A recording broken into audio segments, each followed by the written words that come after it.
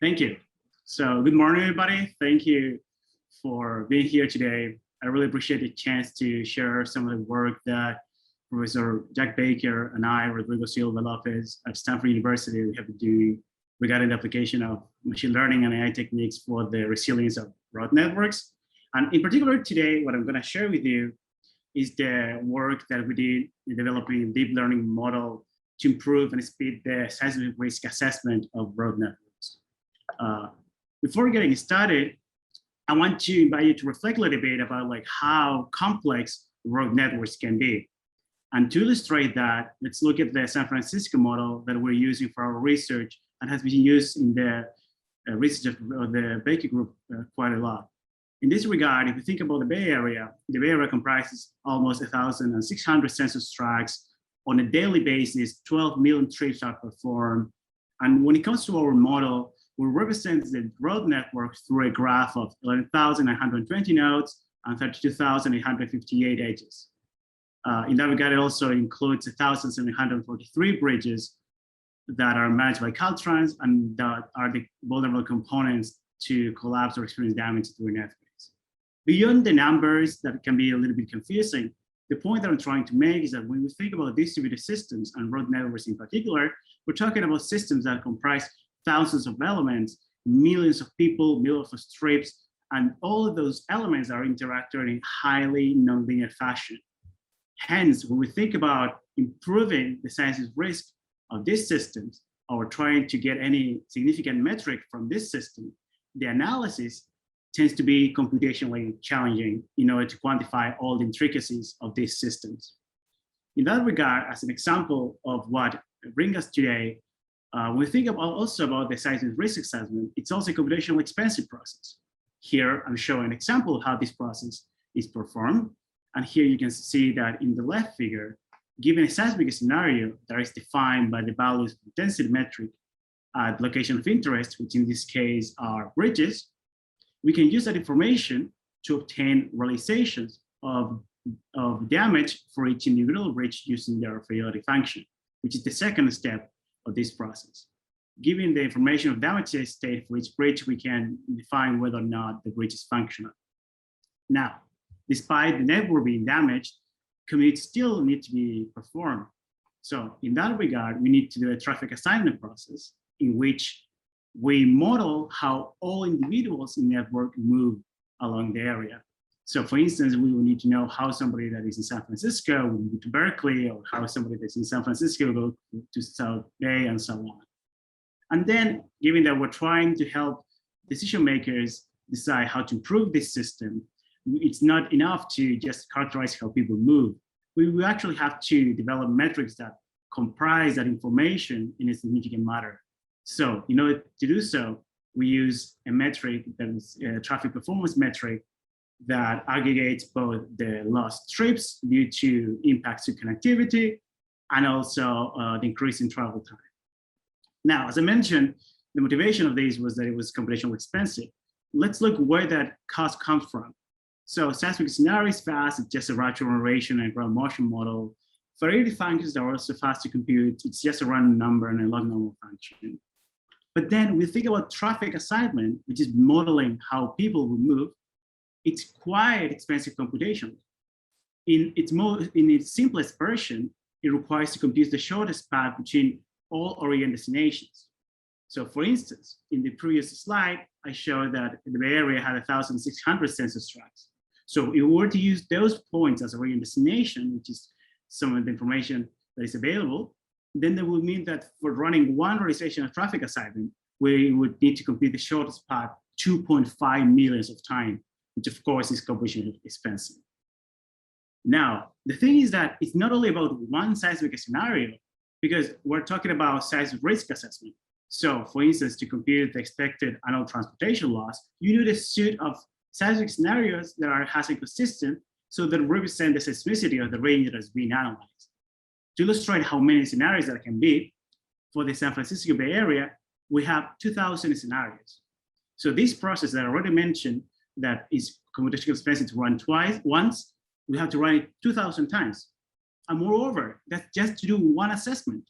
you want to evaluate, for instance, what's the impact of retrofit in the Bay Bridge, then we'll need to run the 2000 scenarios against with that bridge, and then any other bridge or any combination of any number n of bridges.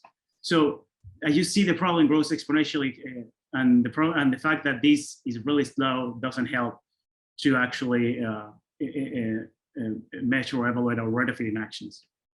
So in that regard, with Professor Baker, we started thinking, okay, how can we skip this step of assigning traffic while still providing an accurate and rapid surrogate model? And then we observed that using deep neural networks will help us fast track the risk assessment of these systems. And studied by a damage map, the neural network will go directly to a traffic performance metric. Now, given that we decided to use a traffic performance metric using a neural network, then the first step we need to do is to find the inputs and the outputs that a neural network would actually use.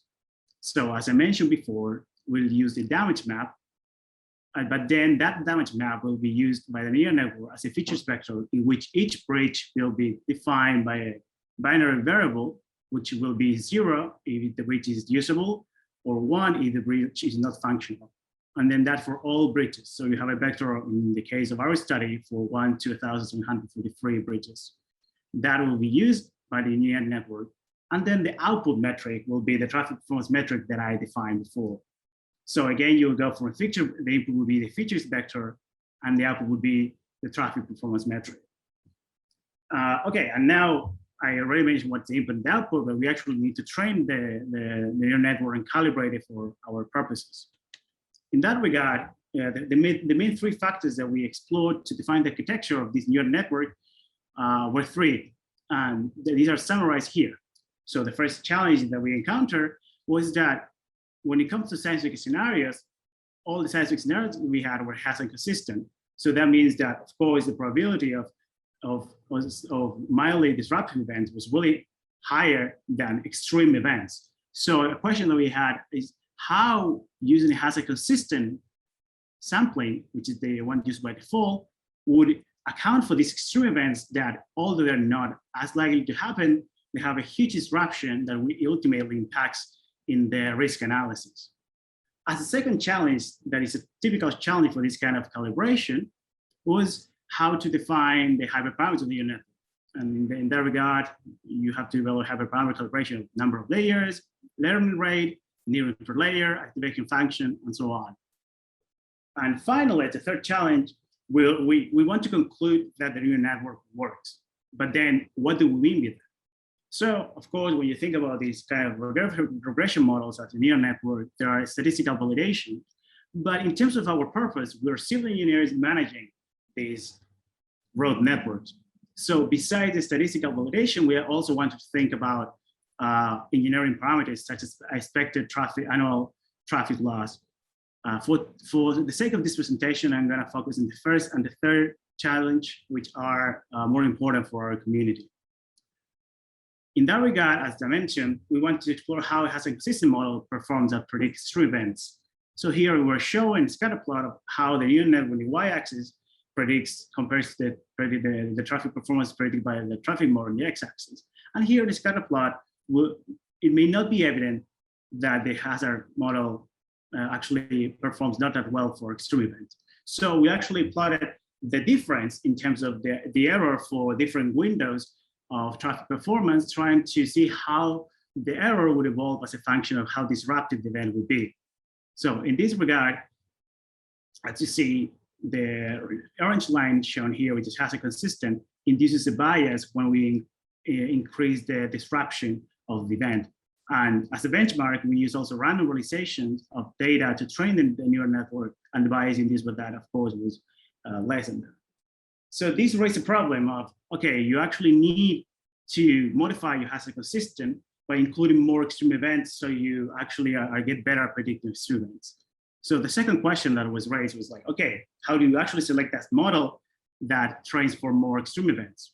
So to do so, what we did was we trained several neural networks with different fractions of proportion of extreme events. So here, what we're showing the right plot is in the x-axis is the fraction of data corresponding to extreme events. The blue line is the error with the accuracy on the extreme events, and the gray line corresponds to all events in test data. So here, of course, you can see that if you don't have a lot of extreme events, then the performance for extreme events will be really low. But then as you increase the number of extreme events, then it increases. The thing is that here you can see the sweet area in which both all events and also extreme events have an accuracy that is high. So when it comes to selecting the best model, we decided to use a model that had an oversample of those extreme events up to 80%. And with that 80%, you make sure that both extreme events are properly quantified and also all the rest of the events. Now, okay, we have defined 3 different sampling models, but then I started this presentation saying that it was hard to actually perform realizations of seismic risk. So, but now I'm telling you that you should train your network. The problem is that to train your network, you actually need data. So you need to run the seismic realizations quite a lot. So we try to answer like, what do we mean that quite a lot? Here, what we realized was that we trained here we're showing actually dependency on the accuracy at the number of realization and training data. And we observed that if you use just 1,000 realizations for the extreme events and hazard system, the R-squared value of the model is already over 0.75. And then for 10,000, it's already almost reached the plateau. And this is actually really powerful because if you remember from my slide of the science risk assessment, the number of scenarios that we have for our test bed was 2,000 realizations. So using half of those realizations that are one analysis only, you already get 0.75 for the neural network. But then if you run it 5 times, which I do during my PhD on a daily basis, you already have enough data to calibrate a neural network that for which you will not need to run any other model again. And this is really powerful because instead of having to run the seismic model all the time, you can use this neural network as an alternate to improve your speed. In terms of validation, the third challenge that I mentioned that we're going to tackle today, besides the statistical performance that we show you that the R-squared value was over 0.95, we also thought about some metrics that are used by decision makers to evaluate whether or not some retrofitting actions are actually useful or not. And that we defined the use of 2 metrics. We defined the use of loss curves and also the use of expected annual loss. In that regard, here I'm showing 2 sets of curves. One set of curves, the orange one, represents the performance of the model without retrofitting. The blue line is for 500 random bridges selected to retrofit. And then in a continuous line, you can see the result of the traffic model, and in the dashed line, the result of the neural network. As you can see, if you account for the uncertainty in actually these realizations, both set of curves, the traffic model versus the neural network, are the same. But actually, they're not the same in a really good fashion, in a really good way. And it's time-wise. The traffic model, which I run in my personal computer, which is a MacBook Pro of late 2016, would take 8 hours to compute. So this means that this plot that I'm showing took 16 hours to run in my own computer. But then if you think about the neural network, it took 0.3 seconds to develop the same curves that I'm showing here, which is almost 100,000 times faster. Again, this is really powerful because, and again, throughout my PhD, I've been trying to develop different retrofitting strategies. And what I have been doing so far is running a traffic model all the time, getting up to 20 or 30 evaluations in the class. But with your neural networks, I can run this couple of curves in a couple of seconds in my own desktop computer. Rodrigo, about 2 minutes left. And when it comes to the second metric that we mentioned, we also thought about the expected transportation annual loss.